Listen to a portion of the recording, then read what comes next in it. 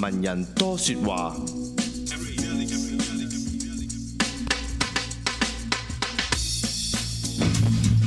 翻到嚟第5節啦，咁咧我哋今晚講咗好多意大利電影喎，我哋仲有2套係啦，同大家講埋介紹埋呢2套啦，一套叫《少女車神》，呢套好易介紹嘅啫。Italian Race 咁顧名思義啦，少女車神，因為佢係直情係玩即係喺賽道裏邊嗰啲賽車嚟嘅，唔係喺街頭嘅賽車嚟嘅。咁即係咪頭文字 D 啊？呢啲唔係頭文字 D 喎，呢啲係真係賽車啦。咁係一個其實成個家族都係賽車手，都係一個好勁嘅賽車手。咁呢個10幾歲嘅少女咧就即係因為自己跟個阿哥啊，亦都跟個阿爸去學咧，就成為咗一個都幾出色嘅車手啦。咁啊去比賽啦，但係其實真正嘅高手咧係佢阿哥。不過咧，佢阿哥就已經係即係叫老到啦，落幕啦，就又吸毒啊，又飲酒啊，即係根本係已經係被世人唾棄。佢其實佢阿妹都好唔中意佢。咁但係即係翻嚟嘅時候就有個即係親情啦，始終你又冇辦法唔理佢啊咁樣。咁亦都真係到比賽嘅時候咧，就發覺少女硬係爭啲嘢，有啲巧妙係硬係未做得到嘅。咁爭啲咩咧？呢啲嘢就好難形容嘅，睇到戲會知。即係有時有啲呢啲咧係一啲觸覺、一啲靈感嚟嘅嚇，即係等於玩任何運動啦。你有啲嘢係即係有啲天才就會捉得到嘅咁樣。咁所以佢慢慢就同個阿哥開始去鑽研賽車嘅技巧啦。咁當然啦，去到最後就係要即係盡量希望比賽攞冠軍啦。咁係即係好多飛車場面，亦都有啲親情嘅元素擺喺入邊啦。咁係我諗少有意大利電影大家會睇到呢一啲咁樣嘅類型嘅，即係頭先所講啦，好似黑幫啊，或者啲細膩啲嘅感情戲啊，嗰啲即係星光伴我心啊，嗰啲好溫情咁樣嗰啲就會比較多。呢種咁樣淨係即係接近動作片嘅咧，係少有㗎。咁近年其實真係意大利多咗好多動作片，亦都多咗好多有啲學習荷里活嘅商業片嘅模式嘅電影。咁但係特別揀呢套啦，因為呢套係拍得好啦。咁同埋佢嗰個動作唔係一種純超現實嘅動作，因為佢本身都係改編一個即係真人真事嘅。真係有呢個事，真係有呢個事嘅。咁真人真事去改出嚟嘅，就因為我睇過有啲意大利片，譬如係有啲意大利開始有 superhero 戲嘅。係啊，係好意大利嘅 superhero 嚟。嗰啲 superhero 唔係 Marvel 啦，當然唔係大家睇過嗰啲漫畫。咁係好意大利，但係好意大利得嚟又學下荷里活都唔係好，即係有時係唔係好純熟。咁我哋睇起嚟亦都更加好似又爭啲咁。但係呢套就唔係嘅，呢套就即係真係到位嘅，係啦，好嘢嘅。但啲商業味係咪好濃厚啦？我睇個 trailer 好似都幾商業。基本上佢係一套商業片嚟嘅，但係即係成功嘅商業片就都係好睇，你唔會悶咯。good 啦，所以如果大家想睇意大利戲，但係又驚會即係用盡悶嘅 quota，咁呢一出戲應該係貨你嘅。咁仲有最後一套係《少年犯之戀》，咁Fiore 啦，《少年犯之戀》就我喺康城嗰陣時睇嘅嚇，咁佢參加到康城，其實嗰個水準都唔弱嘅。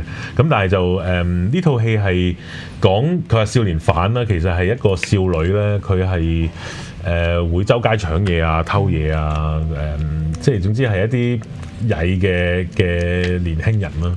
咁套戲係講佢坐監嘅時候，坐一啲女童院嗰類啦嚇，接近女童院嗰類。咁所以個生活本身又未至於話好似坐監咁封閉嘅，佢即係比較上有啲自由嘅。咁就開始佢認識咗其實隔離就已經係男童院㗎啦。佢認識咗嗰邊嘅一個男仔，一個可以咁樣跨過去嘅咩？佢唔係跨過去嘅，但係佢只係一個即係一牆之隔，佢唔係一牆添啊！有啲譬如係操場會係同嗰邊係見得到啊，即係啲鐵絲網啊，有個鐵絲網分隔開。係啦，咁有個窗其實都望到啊，咁樣佢哋慢慢就開始有啲遠距離嘅溝通啊，咁樣咁就開始相戀起嚟。其實佢哋都有啲聚會添嘅，佢哋有一啲活動係令到佢哋其實即係可以互相識人嘅。咁慢慢就佢開始同嗰邊一個男仔係發生嘅感情。咁但係喺佢哋之間即係年輕人啦，咁同埋始終都係隔開埲牆咧，咁個感情當然係多波折啦。咁但係佢係即係喺佢哋感情嘅發展裏邊都有高有低嚇，有啲特別嘅情節喺入邊嘅。咁當然啦，我諗大家會經歷到嘅嘢就唔多㗎啦，因為係少年犯啊嘛，仲要喺監倉入邊啊嘛咁但係都好激情㗎，即係都好 passionate 嘅感情咯。好似好浪漫喎呢出戲。幾浪漫㗎！呢套可以話係今次即係愛情片裏邊嘅重點嚟㗎。係啊，即係呢套真係愛情片咯。喂，有露點嘅喎，呢個係幾多級？sorry 啊，露點呢個2B 都有時有露點嘅，我諗。但係呢個我會好想入去睇啊！即係作為一個女孩子，佢比較似係即係會係嗰啲拍拖戲啊，所謂好適合咁樣入去睇啊，同埋好年輕啊個感覺。係頭先有啲嘢沉重啲，或者係年紀大少少，呢個係真係後生好多嘅。係咯，好想入場睇嘅。咁但係年輕還年輕喎，佢係都得咗獎，就係呢個康城影展嘅導演雙周係佢去參加嗰個環節咯。參加咗啦，仲有呢個意大利銀絲帶獎嘅特別獎嘅。咁啊，呢個大家如果係想拖住男女朋友入場睇咧，呢一出都應該幾適合大家啦。咁我哋就話咁快就介紹晒，即係呢個意大利電影節嘅8套電影啦。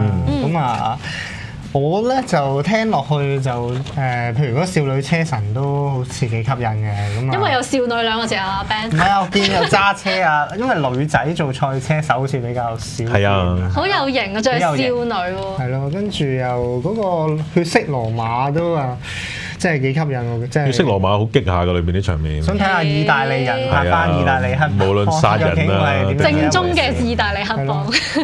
咁啊〜我自己就覺得都係第一套《星光伴我心》係好應該入場。呢個要首先推薦，我呢個要快啲搶飛啊！如果係《星光伴我心》係咪銷情都好緊？銷情係幾好㗎，因為佢每一場咧每套戲都好似得2場。每套戲有2場，《星光伴我心》得1場嘅啫。呢套戲係好難有得睇㗎啦。賣緊飛㗎啦，係咯。係啊。係啊，呢一出因為呢一出係講戲院嘅電影，咁所以其實係好合理地應該入戲院睇嘅。咁如果我覺得如果睇過 DVD 版本嘅咧，都好入去再睇啦，係啊，好值得㗎咁。